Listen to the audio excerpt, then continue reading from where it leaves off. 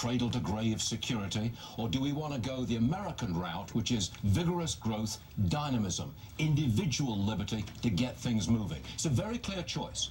And today, Hillary Clinton reveals her plan. Tell us a little bit about it. Okay, it's a plan where she would raise taxes on the rich, on Wall Street, and on corporations. She would increase and expand Social Security.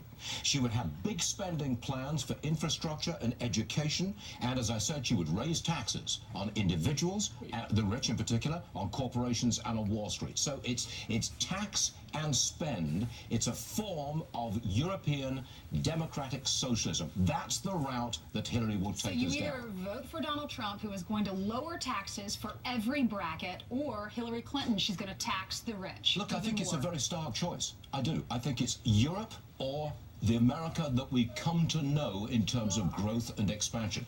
Donald Trump would lower taxes for individuals and for corporations. He would cut regulation. He would encourage domestic energy expansion and output. That's a recipe for vigorous growth in the economy. And look, you can't solve our problems without economic growth.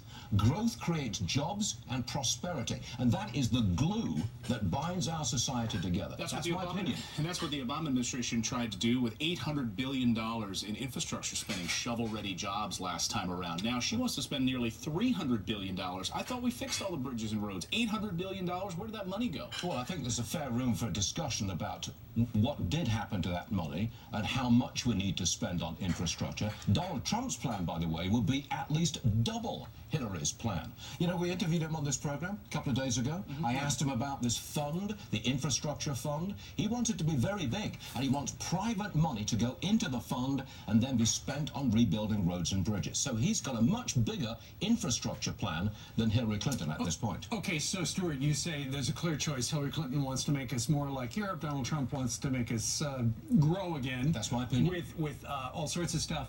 What's the matter with Europe? What's the matter with Europe? What's the matter with Europe for the folks at home? How much time remember we you're got? a refugee. I am a refugee from European socialism.